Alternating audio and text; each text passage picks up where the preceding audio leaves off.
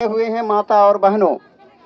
इस पंचायत के लिए इन्होंने ब्रजेश जी एक बहुत ही अद्भुत काम किए और यह अद्भुत काम शायद एक मील का पत्थर साबित होगा।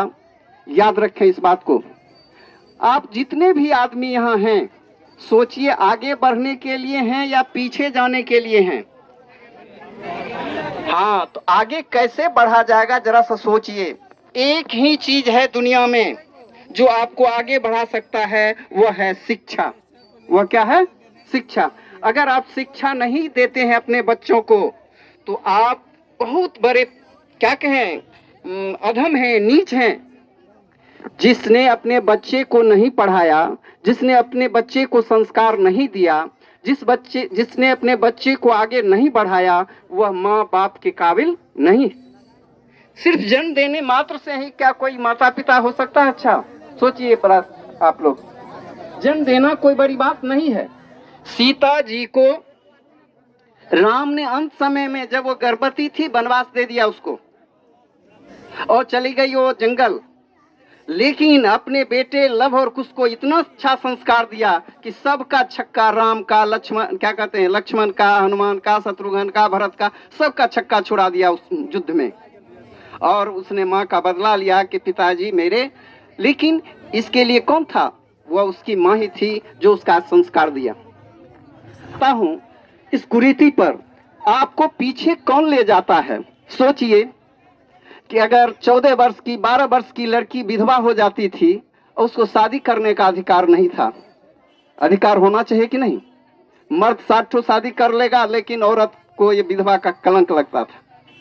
बड़ी खराब बात होती थी समाज में। लेकिन आप लोग आगे बढ़िए। याद रखिए, आप अगर शिक्षा का दामन थामे रहेंगे, कुरीति को हटाएंगे। एक बच्चा है, उसका मुंडन करते हैं मात्र, और उस मुंडन के क्रम में आप कर्जा लेते हैं 5% और ले करके भोज खिलाते हैं। उस बच्चे को दिल्ली पंजाब भेजते हैं, बकरी चरवाते हैं। कल वह जो अच्छा बनता, वह बकरी चरा करके अपने जीवन को गुजार देता है। मैं इसका समाज में देखता हूँ बहुत सारे लोग, मैं इसका विरोध नहीं करता। आप देखते हैं आत्मा, उसको सोचिए कि रात भर माइक बजता है, आपका कान नहीं दिया जाएगा। ये कोई धर्म है क्या?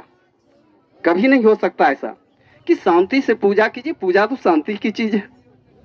चलिए, कुरीति यह समाज की ऐसी कुरीति है कि एक कमाने वाला आदमी जिसका जवान पति मर गया, सब बच्चे बिलबिला रहे हैं, रो रहे हैं, और हमारा निष्ठुर समाज भोज का दायित्व देता उस पर कि हम 3 दिन भोज करेंगे, 3 दिन भोज खाएंगे।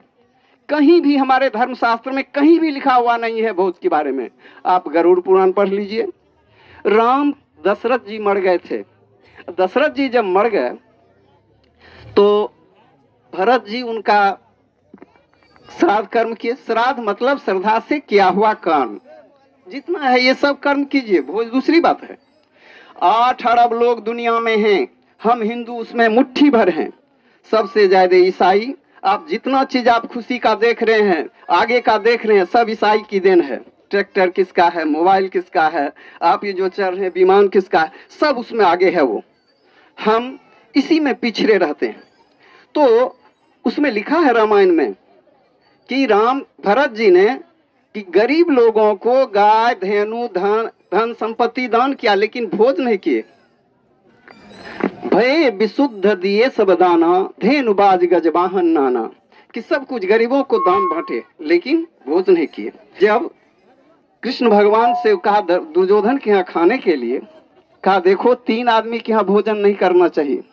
बताइए जरा सा, आप जाते हैं साहब, वह विधवा बेचारी विकल हो रही है, कल उसके 2 बच्चे के लिए कोई नहीं है, कुछ भी नहीं है, 10 कट्ठा खेत है, उसको बेच करके उसमें कर्जा ले करके देते हैं। उस बच्चे का क्या होगा भविष्य?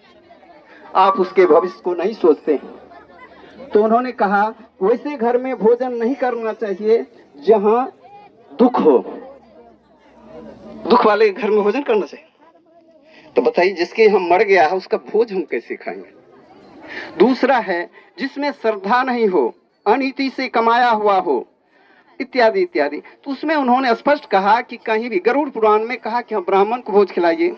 दूसरे धर्म के लोग, इस्लाम में देखिए 2 अरब आदमी है इस्लाम में, वो लोग वैसे आदमी को भोजन कराते हैं जिसका वो नहीं खाते हैं। गरीब दुखिया को, फकीर को,